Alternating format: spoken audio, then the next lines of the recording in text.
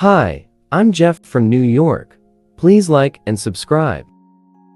My big supporters, membership shout out, Mark Maraviels, thank you for your support.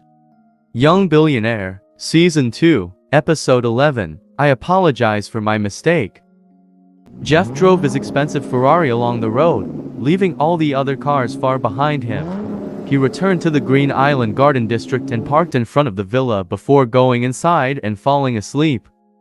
The next day, Jeff got up early and made himself some breakfast. When he walked out of the villa, he was surprised to see Diane Gonzalez standing at his door. He hadn't seen her for a long time, but she was still as beautiful as he remembered. She hesitantly paced back and forth in front of the door, muttering to herself. When she saw Jeff, she was shocked and immediately stopped moving. What are you doing here? Jeff asked indifferently. He had no intention of inviting her in. He hated Diane. The last time he had seen her, she had drugged him. And if Jessa and the others hadn't found him, he would have been in a lot of trouble. Diane stuttered, unable to speak. She had known that Jeff would be angry after what had happened, so she hadn't dared look for him. She had hoped that his anger might have subsided by now, so she had to start to plan how to get his attention again. Recently, Albert Miller had mentioned that it was Jeff who had bought the most expensive villa in the Green Island Garden District. The villa was sold for $40 million. If Jeff could afford to buy it, how much money would he have? Diane arrives at the villa early, and she sees a cool Ferrari parked outside it. She had been so excited that she almost fainted. She had been practicing what to say to Jeff when he had stepped out the door. The moment she had seen him, she had forgotten what she had planned to say.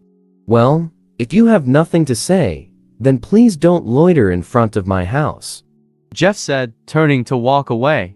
Jeff, I wanted to apologize to you, she said, walking over to him. I'm sorry, I was in the wrong, and I shouldn't have drugged you.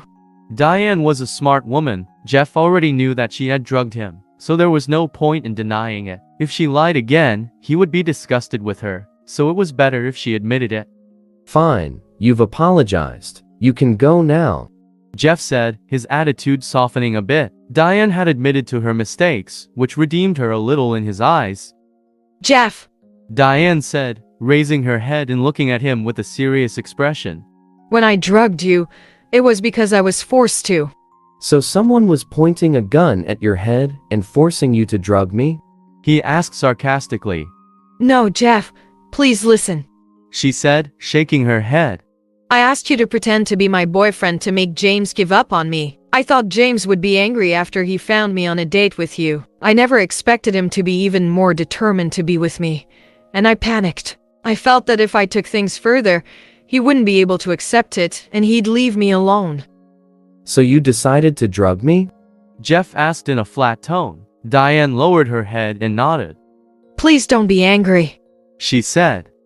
I know it was stupid, but I was worried that if you'd known my intentions, then you wouldn't have agreed to the plan. All I wanted was for James to give up on me, and I didn't think it through properly, so I drugged your wine.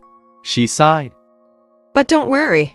Nothing happened. I just wanted to act out a sexy scene with you to make it look good. When Jessa and James arrived, I was happy because I thought it had worked, but I didn't consider your feelings. It was only when I saw how upset you looked that I realized I'd done the wrong thing. After hearing Diane's explanation, Jeff didn't hate her as much. She hadn't planned to trick him, she just hadn't considered the consequences of her plan. I've been feeling so guilty, Diane said. You're such a good man, and regardless of what I meant, I didn't ask for your permission. I just used you to achieve my goal, and that was a mistake and disrespectful to you. Diane hung her head. I came to ask for your forgiveness. I'm sorry. It's fine, Jeff said, believing that she was sincere. It's not that serious. I forgive you, so now you can go. No, Jeff, you're being far too lenient, she said. How can I forgive myself so easily? You can hit me if it'll help. She was happy to see that his attitude toward her had softened, and she couldn't just leave now. She was determined to have him. There is really no need for that, Jeff said. You've explained what happened, and I understand that you hadn't thought it through. Besides, I had promised to help you get rid of James, and that's what you were doing. It's fine, so you should leave. Thank you, Jeff. She thanked him profusely. You've been so kind. She paused and then said, Jeff, about your promise? Yes, what about it?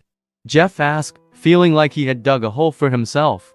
Well, I thought that my sexy scene with you would definitely make James give up on me, but it didn't. It just got more persistent. His visits have become more and more frequent and even turned up at my house trying to use my parents to get to me. He said, looking at her. What do you want me to do? If you want, I can reveal my identity and see if he gives up. Once he knows what he'd be facing after that, we can just break up. No, you don't want to reveal your identity. Diane said, dismissing his idea with a wave of her hand. You're still a student and it would cause a lot of trouble for you. Don't do that. If Jeff revealed his identity, then she would have a lot of competition for him. Her cousin Jessa would be the first to try to snatch him up. Let's just go back to the way it was before when you pretended to be my boyfriend. Isn't that pointless? Jeff asked. How could it not work? She asked with a faint smile. James isn't an idiot. If he believes that we've been together for a long time and that we're really in love, then he'll know it's impossible to break us up. He'll have to leave me alone then. Oh, okay.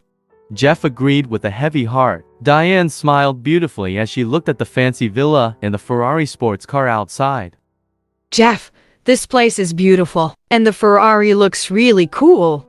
I've never been in one of those before. If you like it that much, then why don't you try sitting inside it? Jeff suggested. Since Diane had expressed an interest, he felt it would be mean to not let her see inside. Really? She asked, her eyes shining with excitement. I'd really like to know how it feels to sit in a Ferrari. She tried to open the car door, but no matter how hard she tried, it didn't budge. She was afraid that she would break something, so she awkwardly smiled at Jeff and asked, Why won't the door open? Because I haven't unlocked it yet. He said, pulling out the remote. He pressed a button and the doors opened. Wow. Diane sighed in appreciation and got inside. She wanted to take out her cell phone and snap some photos of herself sitting in the Ferrari, but she was worried about looking bad in front of Jeff. She waved at him and said, Jeff, you should get in too. Okay. He agreed, noticing how at home Karen looked sitting in his car. I called in sick to come here. She told him, If my manager finds out that I'm not really sick, I'll be in a lot of trouble. Could you take me to the plaza to buy some clothes? I'm usually too busy to shop, and I don't have anyone to take me. Okay. Jeff said. He didn't feel he could refuse when she asked so nicely. Put your seatbelt on it, and we'll go. He drove the Ferrari through the city streets, speeding by the other cars on the road. The other driver stayed out of his way, wanting to avoid any accidents. Diane relaxed into the comfortable seat. She leaned her elbow against the window and looked at the passing scenery. This was exhilarating, and she felt like someone important. They arrived at Wanda Plaza within half an hour. Vehicles were not supposed to park on the square, but when the security chief saw the Ferrari, he allowed them to pass. A Ferrari would attract more people to the square. Jeff parked the car, and they got out. Everyone was shocked when they saw how he was dressed. How could someone wearing such poor clothes be driving a Ferrari? That was far too unlikely. But the crowd parted, creating a path for Jeff and Diane to pass through. They walked into the mall, and Diane bought several outfits, all of which Jeff paid for. It was 11 o'clock a.m. when they finished shopping, and Diane persuaded Jeff to take her for lunch. I've been here before.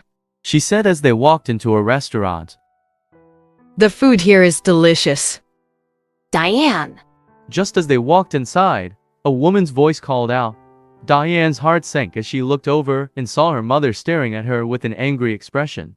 Her father, Jessa, and James were sitting next to her.